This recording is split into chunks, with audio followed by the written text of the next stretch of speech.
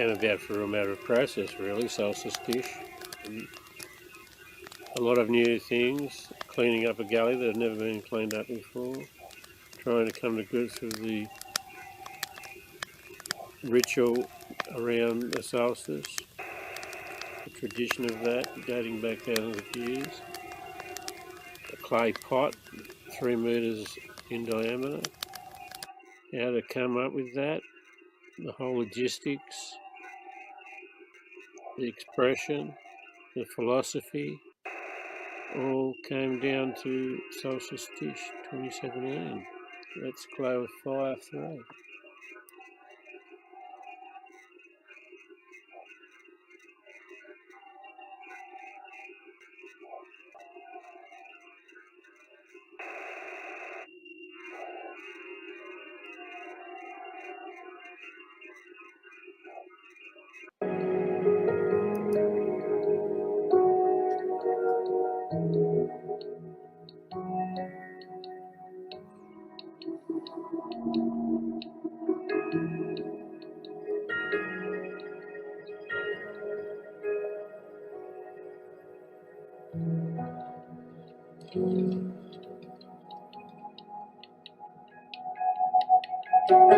I secret all the time. What's on your mind? I see you crying all the time. I secret all the time. Well, I'm going to have a firing, and it's going to be the Solstice Dish this year. The Solstice firing is going to be a Solstice Dish. Big disc, probably 3 metres in diameter, in a gully that the water runs down, so it's a bit risky. Big year this year already with rain, but we'll take it as it comes. And solstice is coming, and we want to have a celebration, clean up the gully that's never cleaned up before, and then we'll just go, well, okay, mate, let's have a party. Let's get it on and take it to the limit. See if we can get this dish fired. We're going to get clay from down there and clay from over there and mix it up over here and put it on there and get wood from over there and put it up there and then chuck it down here and then try and get everything happening, and hopefully that's the way it'll be. Solstice Dish coming 21st, 22nd of June, and we'll see the sunrise in the direction of the solstice disc is pointing. And so that's the project for this year, a big solstice disc, a lot of clay, a lot of work. Hopefully we get this done and it'll be good. I'm looking forward to it. It'll be the biggest pot I've ever made. And, let's hope that something happens there.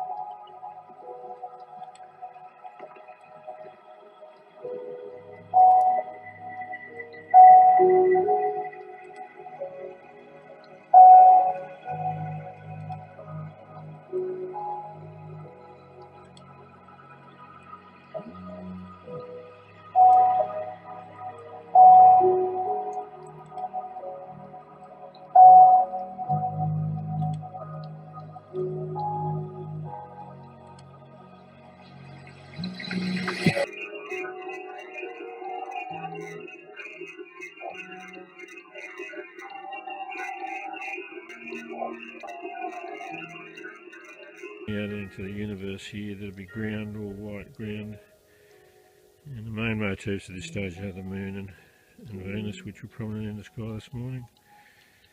The direction of the sunrise is not that important, really. I think in ancient times, before clocks and phones were invented, it might have been necessary to know that, but I don't need to know that.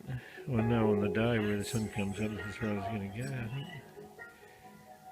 what we're really trying to look at is the ritual around the meaning of the time that Yule time, which is really when the sun energy and the earth energy are at their weakest, they can be happy. So that's what Christmas is all about.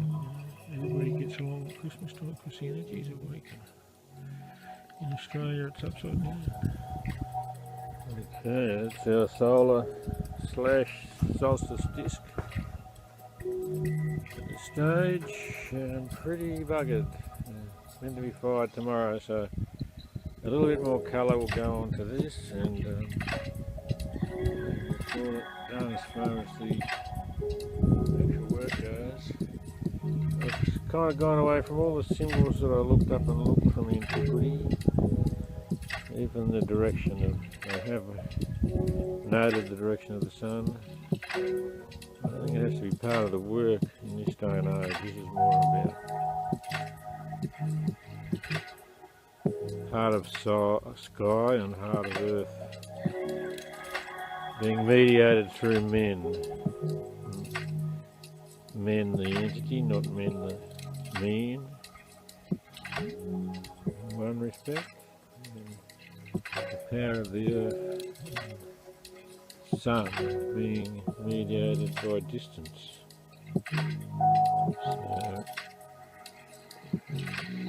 So this is close to the finished work.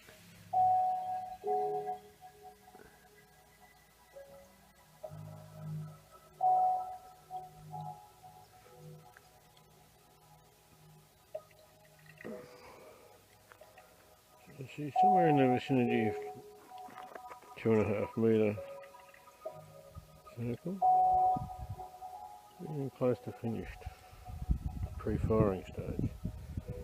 Gonna have to get some burner on there at some time today and dry some of that metal out where the water soaked in.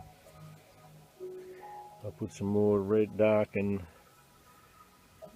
black, red and black has to come on. Red and black, and then I'll do ash glaze, and then and a white glaze. So there's still some more layers.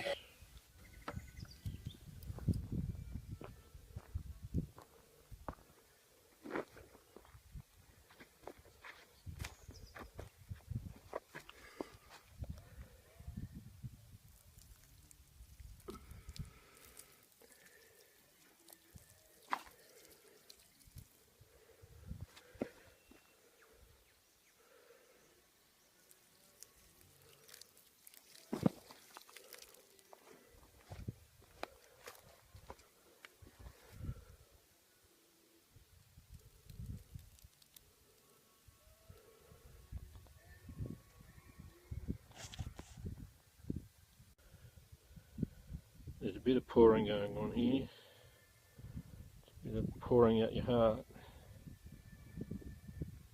That which is sacred is not always spoken about, but it needs to be, because that sacredity is the essence of what has been stolen, not just by from indigenous people.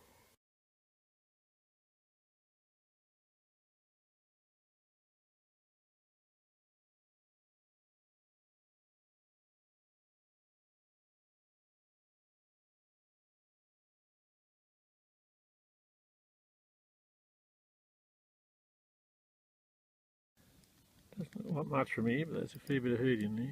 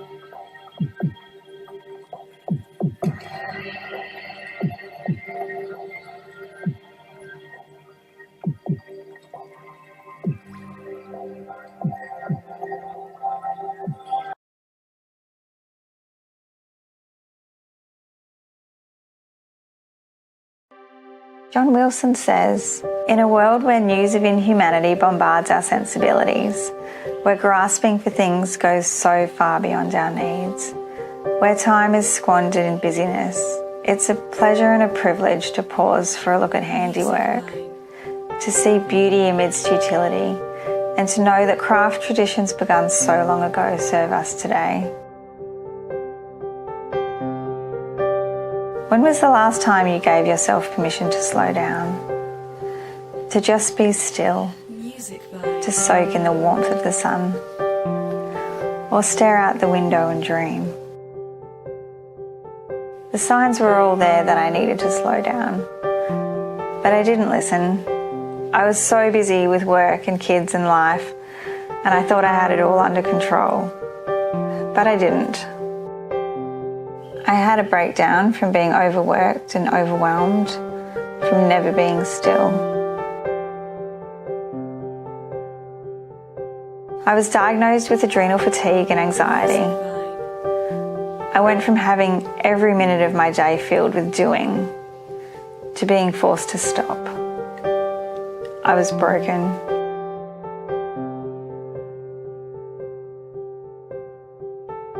At first I wanted to get back to normal as fast as I could.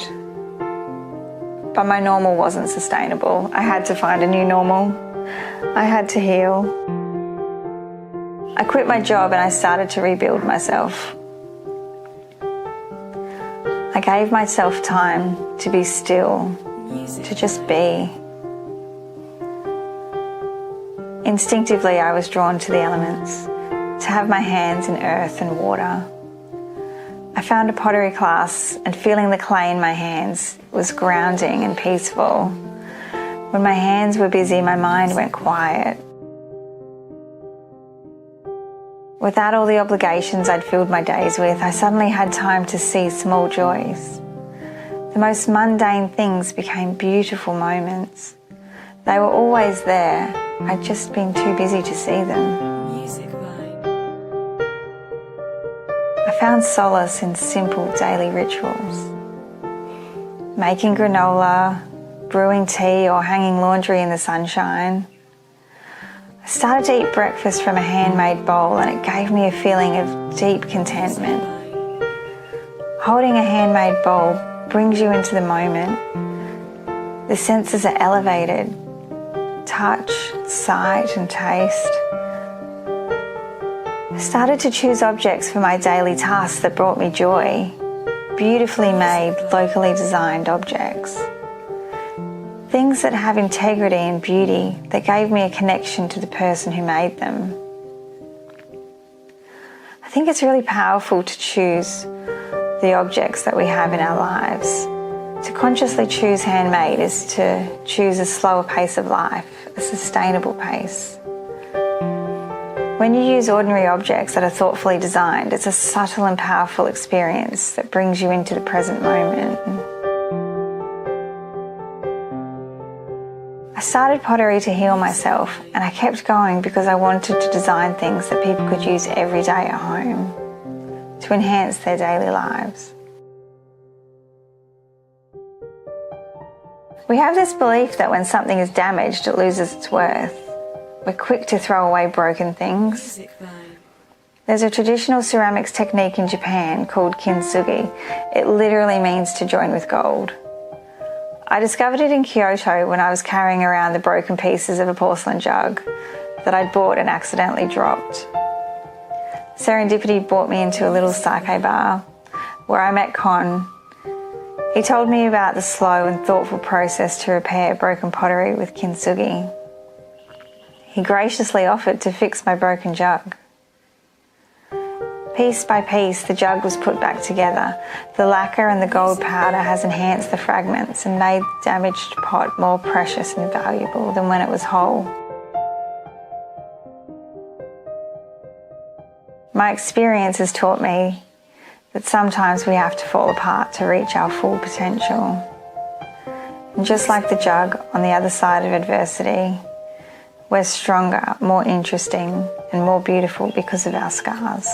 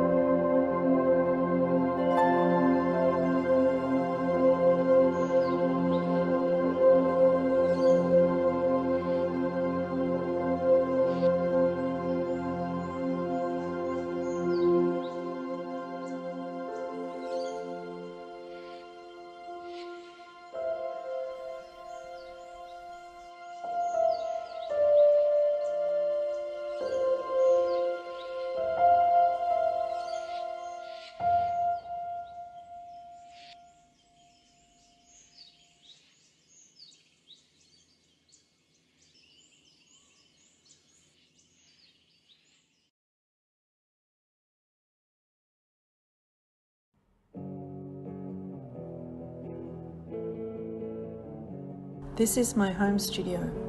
I live and work in Sydney.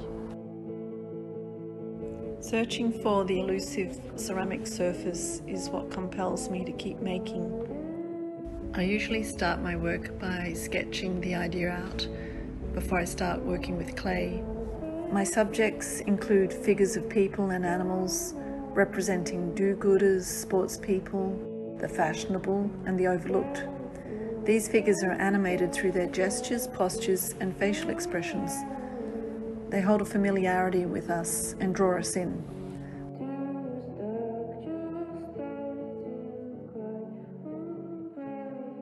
Both my figurative work and my vessels speak of a certain vulnerability.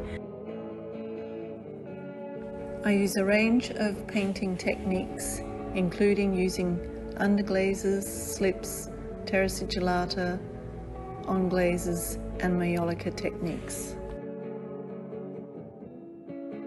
My pots are self-referencing, often using text to talk about themselves. I'm inspired by the people that surround me and the stories that I hear. My own experiences are also part of what comes out in clay.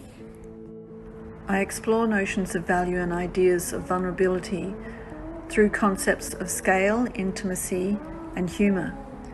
It is the quotidian matters that need remembering and commemorating, and ceramics is the perfect vehicle for this.